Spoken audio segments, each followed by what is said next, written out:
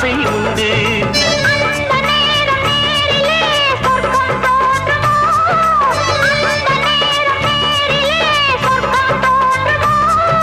காணாததும் கேளாததும் காதலில் விளங்கிடுமோ?